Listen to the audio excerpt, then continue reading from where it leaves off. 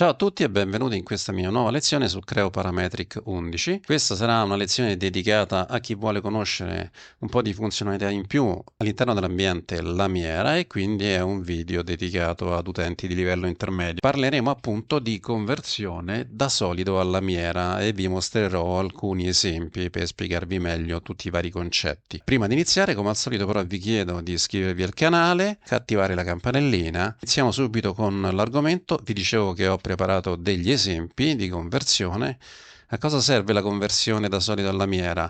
Serve perché spesso alcune geometrie sono più facilmente realizzabili all'interno dell'ambiente solido, o magari serve perché preferiamo modellare un oggetto come solido per poi convertirlo in lamiera. Altre volte capita di dover importare dei file disegnati da altri e provenienti da altri sistemi CAD e nella conversione ovviamente si perde l'informazione che quell'oggetto è stato concepito e disegnato come se fosse di lamiera, perché Creo non è in grado di leggere questa informazione proveniente da altri CAD. E allora è necessario fare una conversione se poi vogliamo fare una messa in tavola coerente. Altra situazione che può capitare è che magari chi ha disegnato il pezzo con magari altri sistemi CAD o non ha a disposizione uno strumento di modellazione della lamiera, oppure non lo conosce, di conseguenza lo disegna come meglio può, con i classici strumenti di modellazione solida, e quindi ci dà il pezzo così come è fatto e noi lo dobbiamo convertire in lamiera e renderlo coerente con la tecnologia produttiva che abbiamo deciso per quell'oggetto. E quindi anche per questo motivo può servire saper fare le conversioni. In questo primo esempio ho un cilindro, è un cilindro pieno, potremmo avere la necessità di convertirlo in lamiera, può capitare, può essere un cilindro, può essere un oggetto conico. Ricordatevi però che la lamiera concepisce o superfici piane o superfici a singola curvatura, che possono avere la curvatura solo su una direzione. Nella direzione ortogonale invece devono essere delle superfici che, se le sezioniamo, ci danno come risultato una linea retta. Per sviluppare questo oggetto in lamiera dobbiamo andare a cercare il comando converti in lamiera, che si trova sotto operazioni.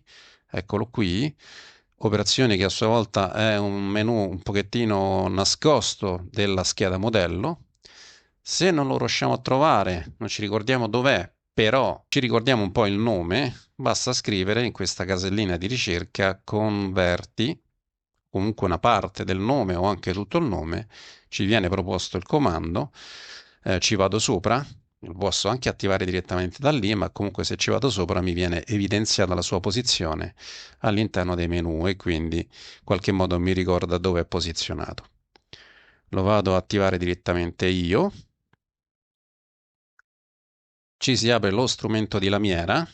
Lo strumento di lamiera ha tre possibilità di conversione: quella di tramite superficie guida, tramite guscio o tramite corpo vuoto, ma noi utilizzeremo quasi sempre il guscio e in questo caso appunto lo selezioniamo.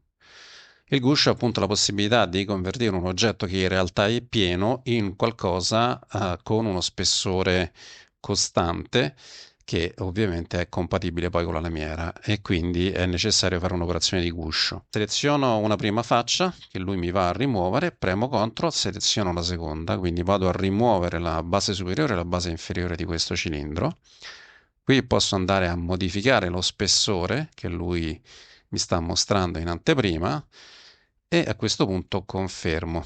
Noterete che siamo entrati nell'ambiente di lamiera, perché abbiamo tutti i comandi di lamiera che già abbiamo visto nei precedenti video su questo argomento, però in realtà attenzione, perché questo è un oggetto che è un cilindro perfettamente saldato, non presenta nessun tipo di lacerazione, nessun tipo di apertura che ne consente lo sviluppo, e quindi dobbiamo andarci a creare questa apertura.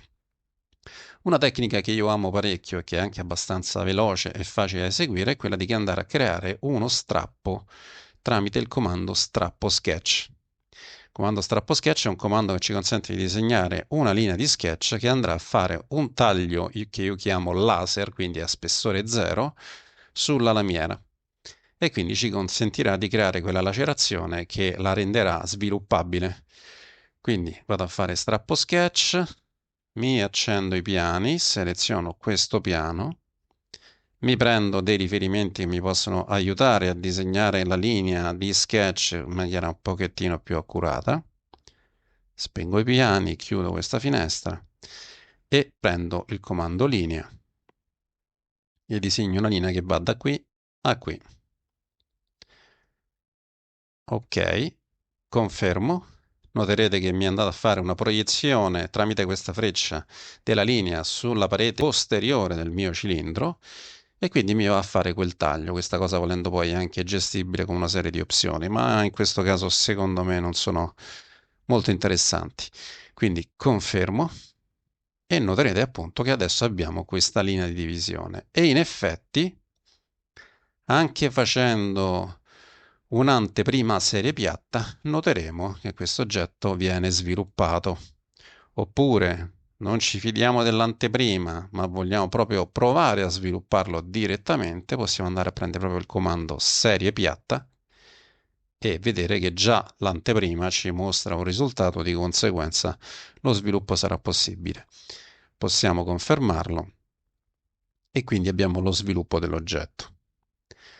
Sappiate che come posso cancellare la feature, quindi la funzione serie piatta per ritornare all'oggetto nella sua forma originale, posso anche cancellare sia la feature di strappo che la feature di conversione. Eliminando la feature di conversione, io sostanzialmente ritorno alla situazione originale, quindi al mio modello solido originale. Questo perché a volte può essere necessario questo passaggio.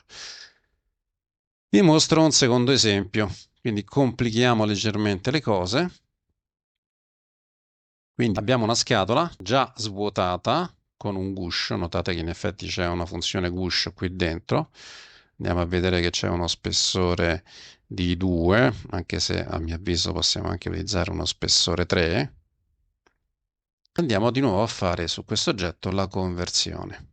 Operazione, converti in lamiera, gli dico superficie guida, seleziono quindi una superficie in modo che lui va a controllare tutto il modello e va a vedere se effettivamente è trasformabile in lamiera. Lo spessore lo lasciamo a quello che lui ha rilevato, che è proprio quello del guscio iniziale, confermiamo e siamo appunto entrati nell'ambiente di lamiera. Però è chiaro che questo oggetto non è ancora compatibile con la lamiera perché abbiamo tutti spigoli vivi, non abbiamo pieghe di lamiera. In questa situazione si deve usare una funzionalità un pochino più evoluta che ci consente di fare una serie di passaggi che ci aiutano nel convertire un oggetto da solido a lamiera o quantomeno renderlo sviluppabile. E quindi il comando è questo, il comando conversione.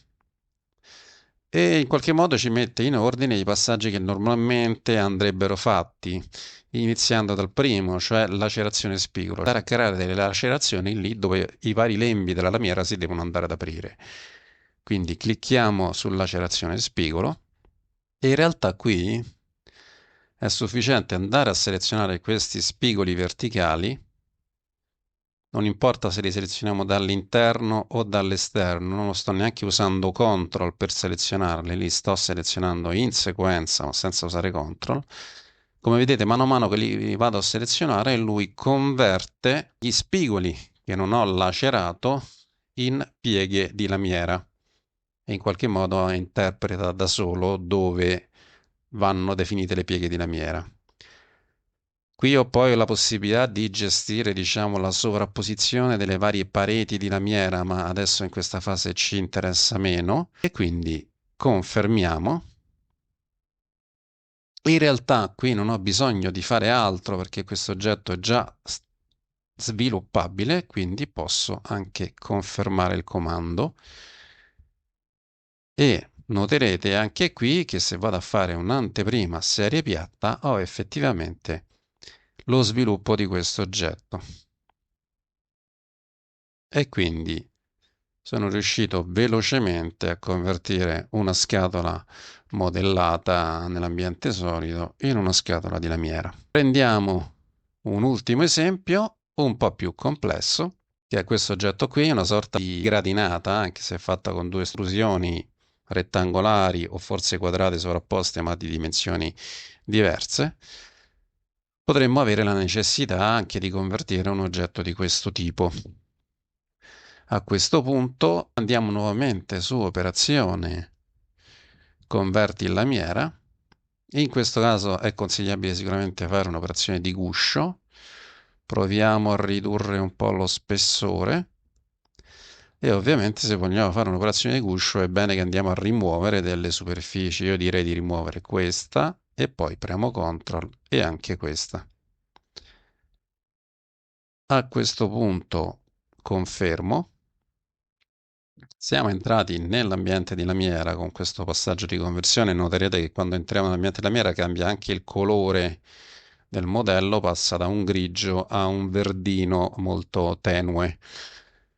Anche qui sicuramente è necessario un ulteriore step di conversione, quindi clicchiamo su conversione, andiamo a lacerare alcuni spigoli. Ovviamente va fatto pensandoci un attimino, bisogna capire quali spigoli vogliamo lacerare per rendere sviluppabile questo oggetto. A mio avviso sicuramente questo, e poi dobbiamo ad esempio scegliere questo. Noterete che appunto tutti gli altri spigoli lui li trasforma in pieghe di lamiera, però molti di voi, quelli un po' più esperti, già iniziano a dire sì, ma questo oggetto comunque non lo possiamo sviluppare. È vero, nel senso che in questa situazione ancora non è spianabile. Confermo comunque questo passaggio. Quello che devo fare è aggiungere un'ulteriore lacerazione, ad esempio in questa zona qui, per far sì che questo oggetto sia sviluppabile. Di conseguenza utilizzo in questa situazione il comando connessione strappo che appunto mi consente di connettere degli strappi che abbiamo già definito, ad esempio partendo dalle estremità di questi.